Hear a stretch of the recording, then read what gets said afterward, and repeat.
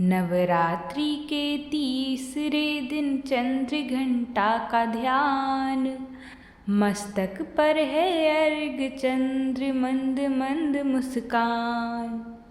अपने शांत स्वभाव से सबका करती ध्यान, भवसागर में फंसा हूँ मैं, करो मेरा कल्याण। सभी माताओं बहनों को जय श्री कृष्णा, राधे राधे। माता रानी सभी पर खूब कृपा करें। माताओं बहनों, आज नवरात्रि का तीसरा दिन है और तीसरे दिन में माता दुर्गा जी की तीसरी शक्ति देवी चंद्र घंटा को पूजा जाता है।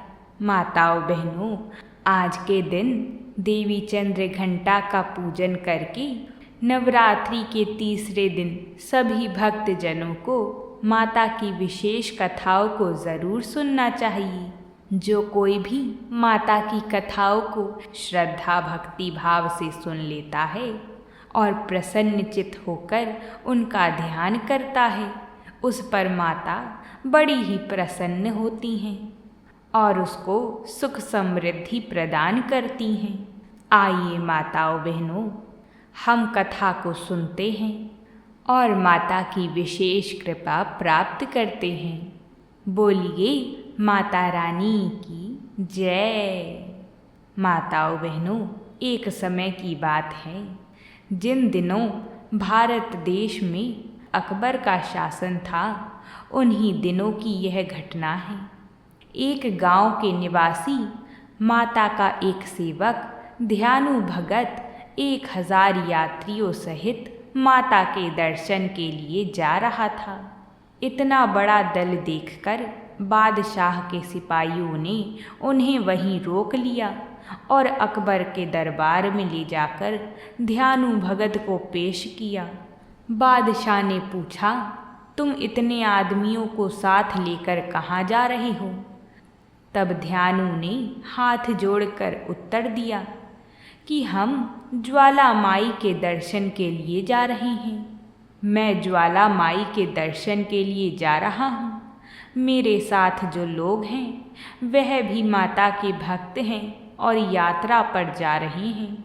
बादशाह अकबर ने यह सुनकर कहा, यह ज्वाला माई कौन है और वहाँ जाने से क्या होगा? तब ध्यानु भगत ने उत्तर दिया, हे महाराज, ज्वाला माई संसार की रचना और पालन करने वाली माता हैं।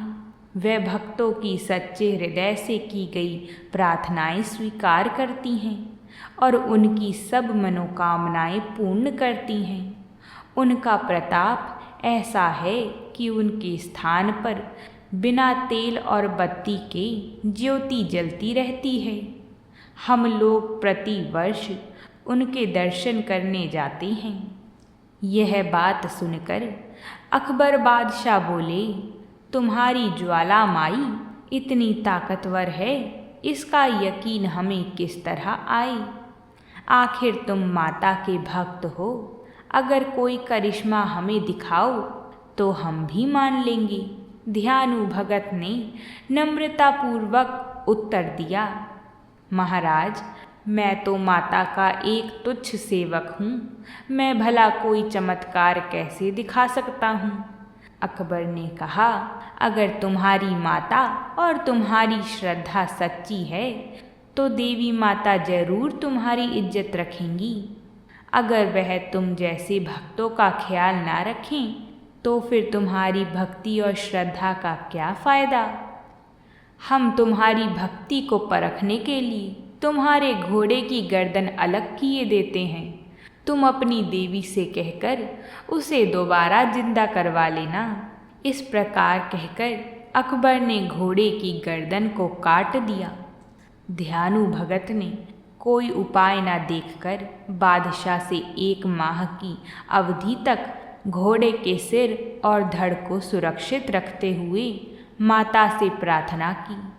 अकबर ने ध्यानु भगत की बात मान ली और उसे यात्रा करने की अनुमति मिल गई। बादशाह से विदा होकर ध्यानु भगत अपने साथियों सहित माता के दरबार में जा उपस्थित हुआ। स्नान पूजन आदि करने के उपरांत रात भर जागरण किया। प्रातःकाल आरती के समय हाथ जोड़कर ध्यानु ने प्रार्थना की कि हे मातेश्वरी, आप अंतर्यामी हैं। बादशाह मेरी भक्ति की परीक्षा ले रहा है। आप मेरी लाज रखना, मेरे घोड़े को अपनी कृपा और शक्ति से जीवित कर देना, चमत्कार प्रकट करना, अपने सेवक को कृतार्थ करना। यदि आप मेरी प्रार्थना स्वीकार ना करोगी तो मैं भी अपना सिर काटकर आपके चरणों में अर्पित कर दूंगा। माताओं बहनों, यहाँ तक कथा को सुन लिया है तो कथा को एक लाइक ज़रूर कर दें। आपके एक लाइक करने से हमें आगे की कथाओं को बनाने का प्रोत्साहन मिलता है, इसलिए लाइक ज़रूर करें, क्योंकि लज्जित होकर जीना इससे अच्छा तो मर जाना है।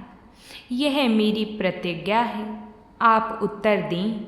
ध्यानु भगत ऐसा कहकर कुछ समय तक मौन रहा। जब माता से कोई उत्तर ना मिला तो इसके पश्चात भगत ने तलवार से अपना शीश काटकर देवी को अपना शीश भेंट कर दिया।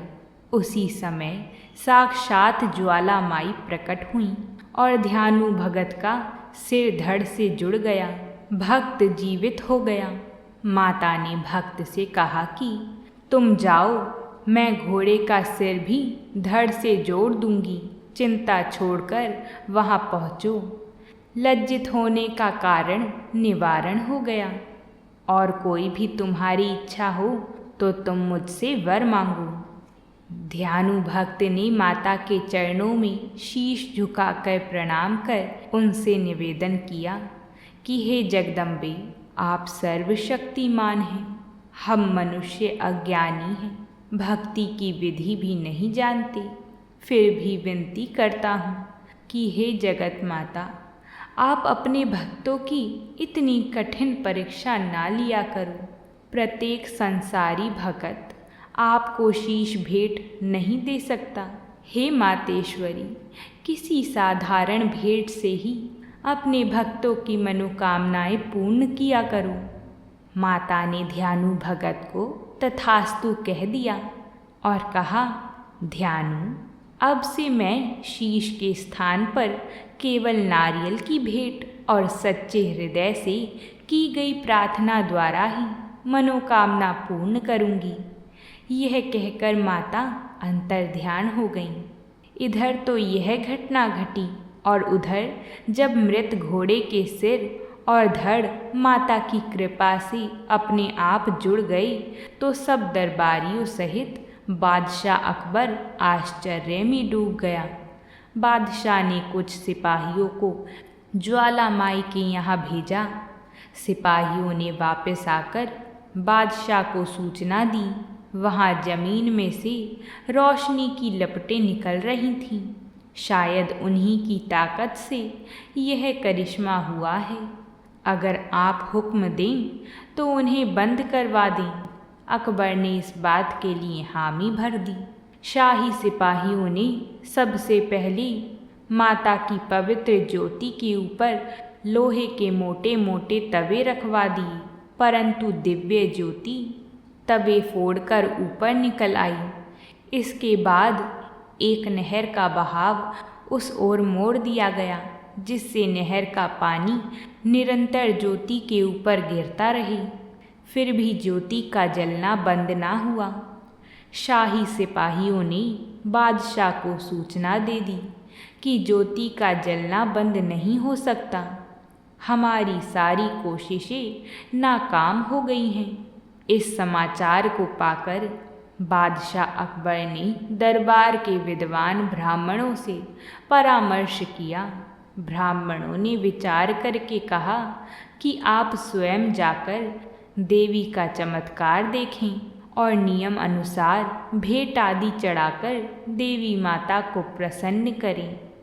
बादशाह के लिए दरबार जाने का नियम यह है कि स्वयं अपने कंधे पर 1.25 मन शुद्ध सोने का छत्र लादकर नंगे पैरों माता के दरबार में जाए। तत्पश्चात स्तुति आदि करके माता से क्षमा मांग ली। अकबर ने ब्राह्मणों की बात मान ली। 1.25 मन पक्का सोने का एक भव्य छत्र तैयार हुआ। फिर वह छत्र अपने कंधे पर रखकर नंगे पैर बादशाह ज्वालाजी माई के पास पहुँचे। वहाँ ज्योति के दर्शन किए। मस्तक श्रद्धा से झुक गया। अपने पर पश्चाताप होने लगा। सोने का छत्र कंधे से उतार कर रखने की कोशिश किया, परंतु छत्र गिरकर टूट गया। कहा जाता है कि वह सोने का ना रहा, किसी और धातु में बदल गया, जो ना लोहा था और ना पीतल, ना तांबा और ना ही सीसा। देवी माता ने उसकी भेंट अस्वीकार कर दी।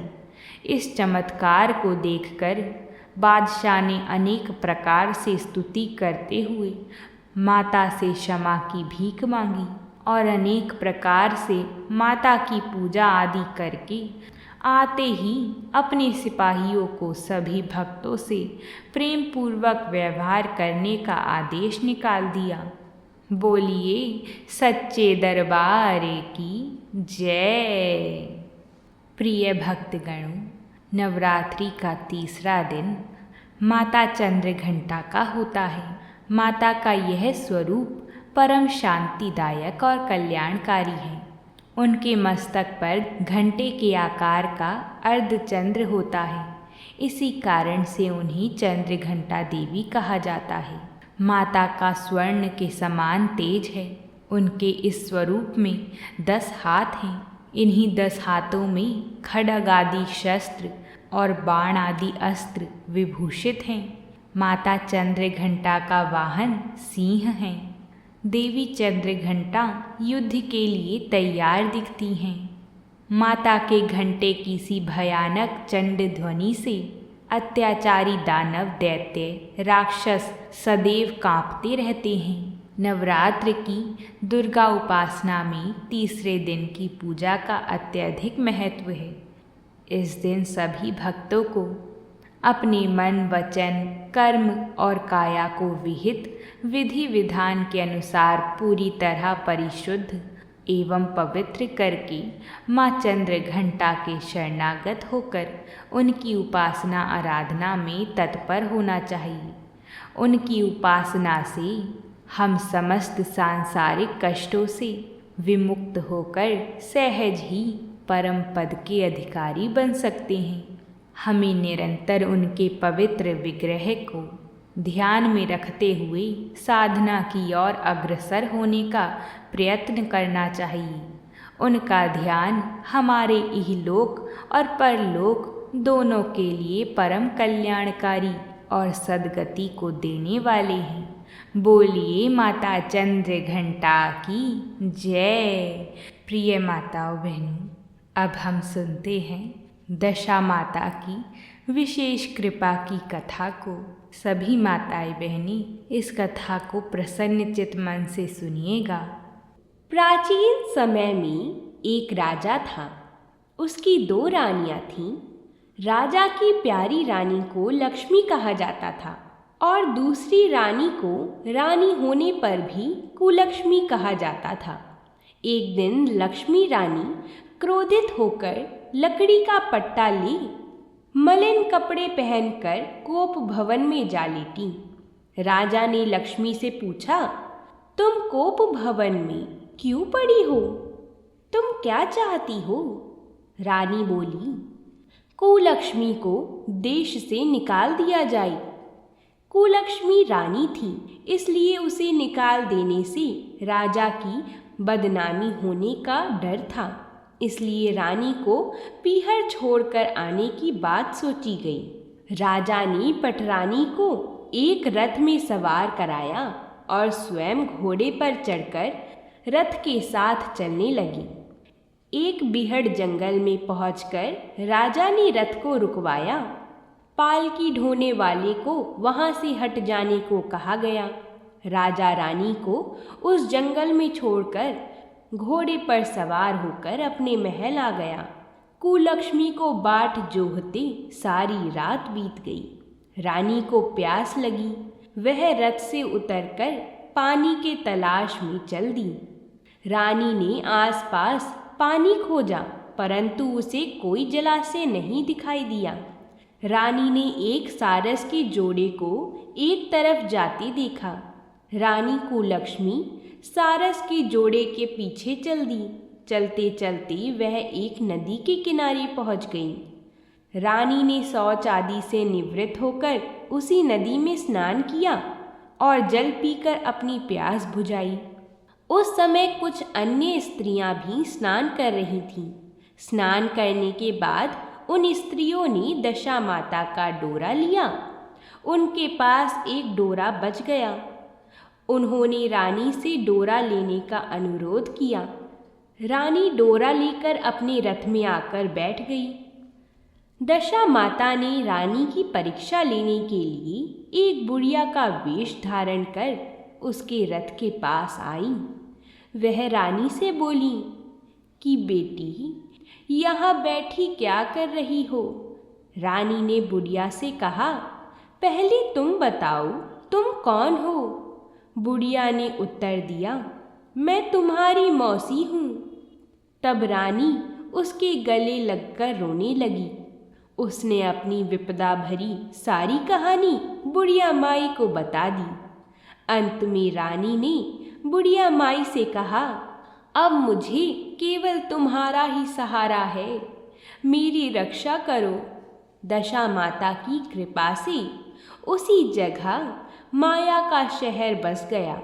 रानी के भाई भाभी आदि सारा मायका वहाँ प्रकट हो गया। रानी ने अपने पीहर के साथ मिलकर 9 दिन दशा माता की कथा कहानियाँ सुनाई। 10वें दिन डोरे की पूजा होनी थी।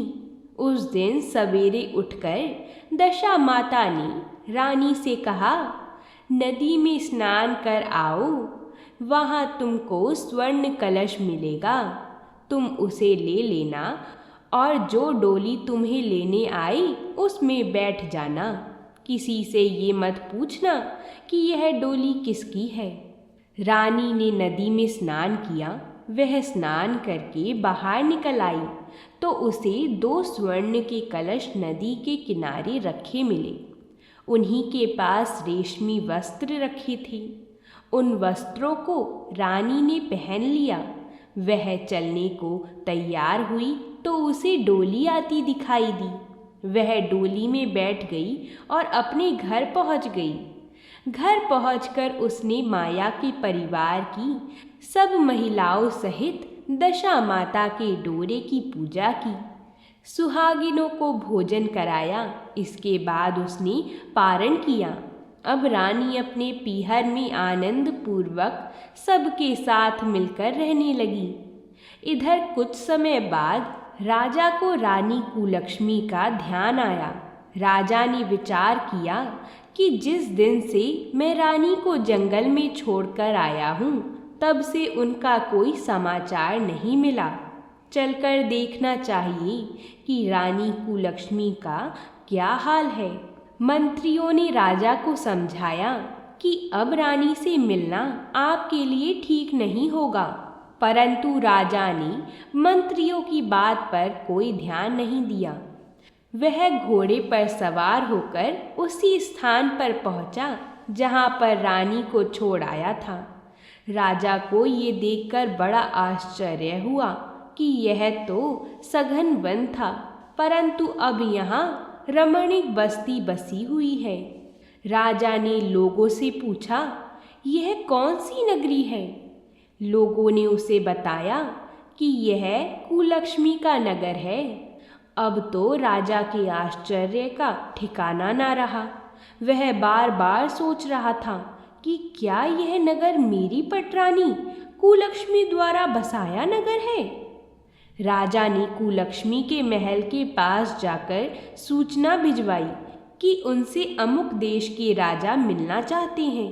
रानी ने राजा को पहचान कर मिलने से मना कर दिया, परंतु मौसी ने उसे समझाया कि हिंदुओं में तो पति परमेश्वर माना जाता है। तुम्हें यही उचित है कि तुम यथाशक्ति उनका आदर सत्कार करो। मौसी के कहने पर रानी कुलक्ष्मी ने राजा को महल में बुलवाया। दोपहर को राजा को भोजन पर बुलाया गया। राजा के साथ नाई भी था। रानी राजा और नाई को भोजन कराने लगी। पहली बार रानी ने नाई की पत्तल पर भोजन परोसा तो नाई ने रानी के पैर पर एक छींटा लगाया। रानी इस भेद को नहीं समझ सकी कि नाई ने उसके पैर पर रायते का छींटा क्यों मारा। रानी दूसरी बार पोशाक बदलकर फिर आई। राजा मन में सोचने लगा कि यहाँ तो बहुत सी रानियाँ हैं, सबकी शक्ल एक जैसी है, मैं अपनी रानी को कैसे पहचानूंगा। राजा ने नाई से कहा, यहाँ तो कई रानियाँ हैं, मैं अपनी रानी को कैसे पहचानूं। नाई बड़ा चतुर था। वह बोला, रानी तो एक ही है, परंतु वह पोशाक बदल बदल कर हमारे सामने आ रही हैं। राजा ने नाई से पूछा, तुझे कैसे पता चला कि रानी एक ही है। नाई बोला कि मैंने उनके पैर पर रायता का छींटा मारा था। वह 3 बार कपड़े बदलकर हमारे सामने आई, परंतु वह छींटा उनके पैर पर 3 बार लगा था। अगले दिन रानी ने राजा को अपने महल में बुलवाया। राजा को अपनी मेज पर बिठाकर खाने के लिए पान का बीड़ा दिया। पान खाकर राजा पलंग पर लेट गया और रानी उसके पैर दबाने लगी। राजा ने रानी से अपने किए के लिए क्षमा मांगी और रानी को अपनी राजधानी में चलने को कहा। रानी ने कहा, आप मुझे किस मुंह से चलने को कह रही हो? आप तो मुझे जंगल में अकेला छोड़कर चले गए थे। आप तो दूसरी रानी के कहने में आकर मेरा परित्याग कर चुके थे। यह तो मेरी मौसी का किया हुआ है, उसी के कारण यह सब वैभव मुझे प्राप्त हुआ है, वरना आप तो मेरा सर्वनाश कर चुके थे। राजा ने रानी को बहुत समझाया। तब रानी बोली, मैं केवल एक शर्त पर आपके साथ चल सकती हूँ। आप मेरी मौसी से वरदान मांगोगे कि यह नगरी आपकी राजधानी के पास पहुँचा दें, जिससे जब मेरा मन चाहे आपके पास रहूं और जब जी चाहे तो मौसी के दिए हुए महल में चली जाऊं। मेरी मौसी बड़ी दयालु है, संभव है कि वह हमारी बात मान जाए। राजा ने दशा माता मौसी से प्रार्थना की। मौसी ने राजा की बात मानकर दोनों शहरों को पास पास स्थापित कर दिया, मानो एक दूसरे के ही भाग हों। राजा ने दशा माता की कृपा का फल जानकर शहर में ढिंढोरा पिटवाया कि उसकी प्रजा दशा माता की पूजा किया करे।